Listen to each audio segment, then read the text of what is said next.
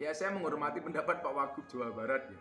Nah, tapi kalau saya itu bukan solusi, itu justru menimbulkan masalah.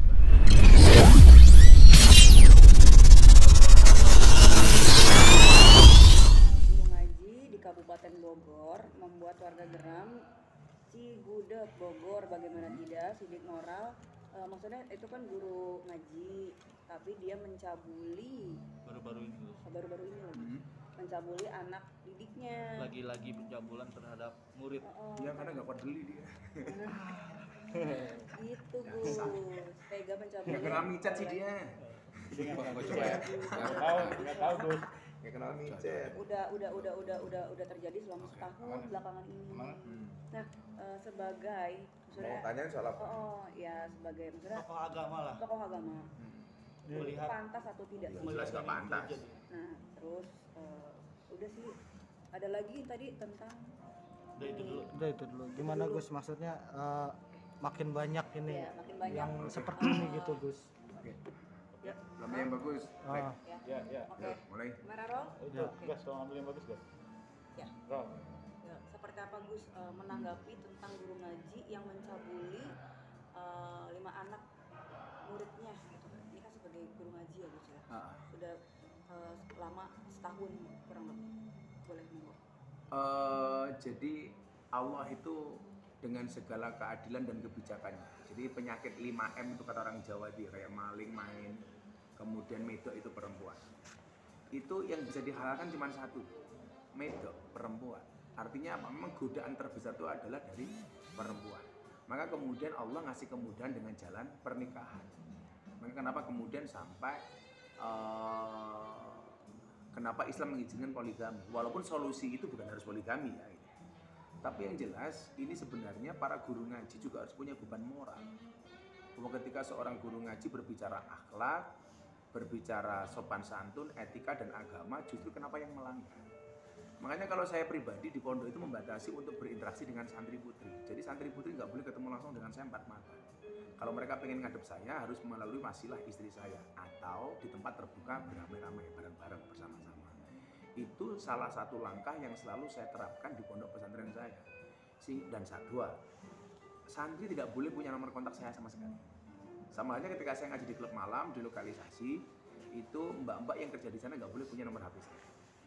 Kalau kemudian butuh komunikasi itu biasanya melalui asisten atau melalui manajernya di sana. Sehingga itu untuk meminimalisir terjadinya hal-hal yang seperti itu tadi. Maka seharusnya guru-guru ini mempunyai beban moral yang lebih tinggi dibandingkan guru-guru non agama lah. Walaupun ini ya mohon maaf mau guru agama maupun tidak tetap nggak diperbolehkan. Gus, soal tadi maksudnya poligami terhindar salah satunya tadi berpoligami ya. Nah, apakah salah satunya juga HIV AIDS untuk menghindari HIV/AIDS penyebarannya harus kita berpoligami?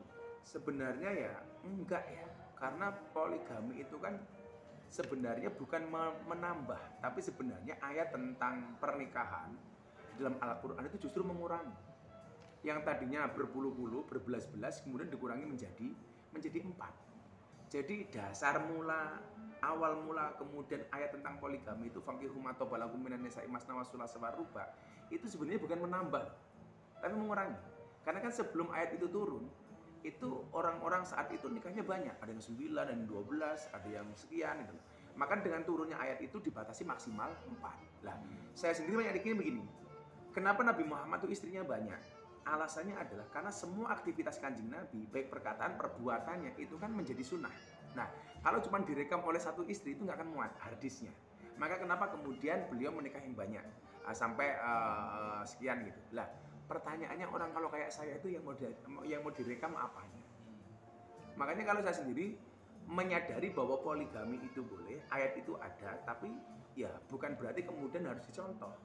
Karena kasuistik yang berbeda, karena latar belakang yang berbeda. Saya pikir begitu.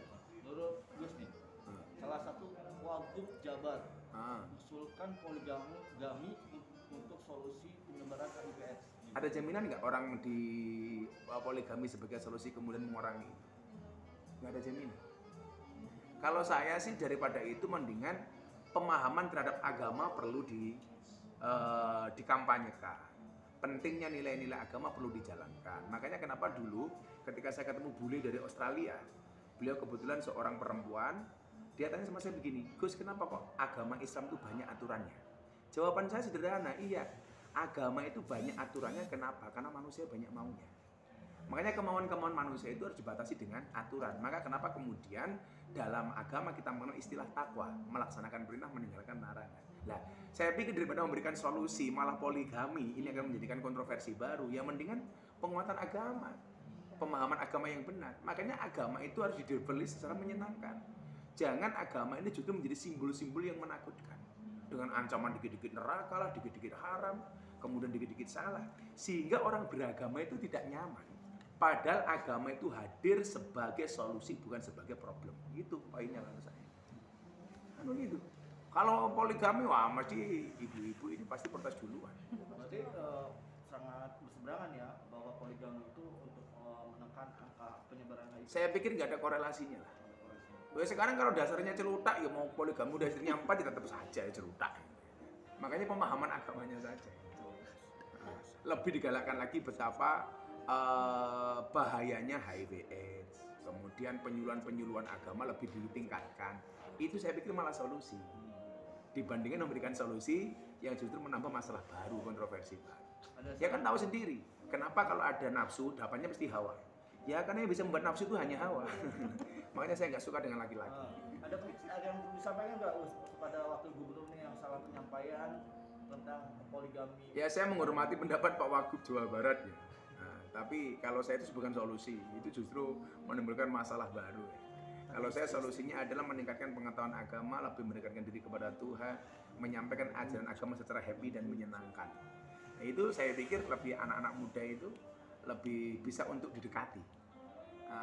Mungkin ya ini malah PR baru orang-orang kayak saya ya, lebih masuk kepada dunia anak-anak seperti itu, sehingga bisa memberikan penyuluhan agama yang baik dan benar. Tentunya dengan cara-cara yang happy dan menyenangkan. Gitu. Salam Pak Wagub.